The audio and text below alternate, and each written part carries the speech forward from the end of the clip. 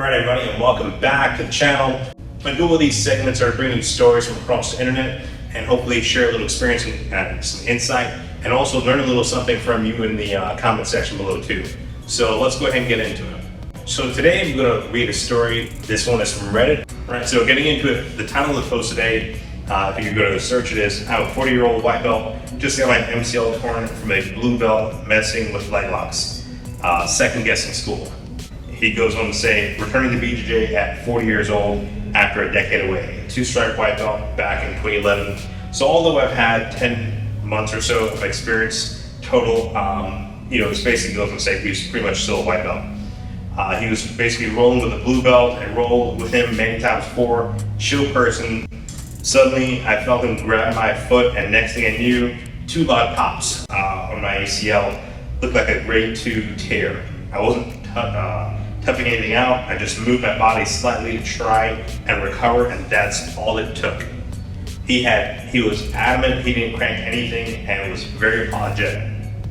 I'm sure someone out there with more experience would be able to recognize the danger well before I did, but I'm not sure how this could have happened, how this could have been avoided. I know some gyms have policies on what belts can attempt leg locks. We don't. The instructor said something to the guy afterwards, but it was more like, you gotta be careful. Would love to hear some thoughts on this. Specifically, would this make you rethink the gym, the instructor, or is it just injuries happen? I'm 40, but pretty active, healthy with minimal injury history. So basically, he just got into Jiu Jitsu again at the age of 40, and he got hurt training with a training partner he's trained with before. And I gotta say, it's unfortunate you never want to see one of your training partners get hurt. But I think there's a few things to consider here. So the first one is, whenever you're getting into a new activity, and even though he does some jiu-jitsu in the past, it's really a new activity for him. His body was not acclimated to it. He hadn't trained for a long time, at least not consistently. If you are working out or training a sport, it could be basketball, it could be football, it could be jiu-jitsu, it could be Muay Thai. Your body develops a conditioning level to that sport, right? So the more you do it, the more you become accustomed to it. Your body kind of develops like an armor to the little pings and pangs that come along with it.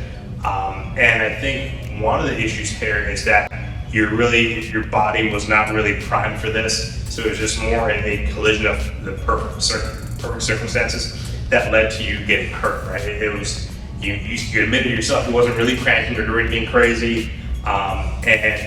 You weren't really doing anything crazy either. So I think it goes in that one possibility is your body just wasn't used to getting back in there and kind of used to the twisting and the rigor of jiu-jitsu. Another factor to consider is a lot of times, especially when people are defending leg locks, and this is one of the reasons I've had apprehension for leg locks for a long time, is they're like many other submissions, they can be safe to train, but your partner has to recognize when to tap.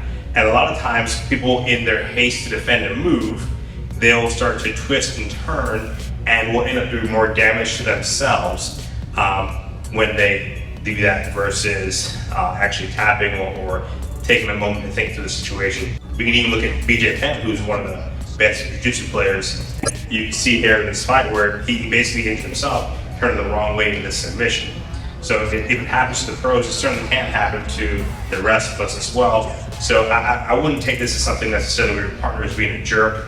I think your body's just getting used to it again. You kind of probably moved the wrong way at the wrong time. And from the perspective of the school owner or the instructor, I hope it was, he took the time to talk to you afterwards as well. It sounds like he talked to this gentleman. I don't know the extent of that conversation, but I believe, in those circumstances, he was doing everything right. It wasn't an illegal move. He wasn't cranking. He wasn't twisting. Hopefully, he sounds like he sat him down, talked to him a little bit, and tried to dissect it and prevent it from moving forward.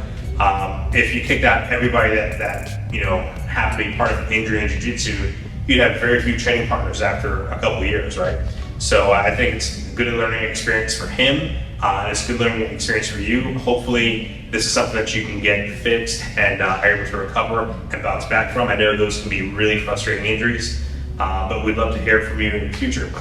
So anyway, that's all I have for this one. If you have any additional insights you want to leave below in the comments, I would love to hear from you. What do you think? Do you think this is something where the guy was just being a jerk, dripping it? cranked it and he busted his MCL? Or do you think, this is just one of those happenstances that, it happens whenever you're training in combat sports sometimes? Leave your thoughts below. Till next time.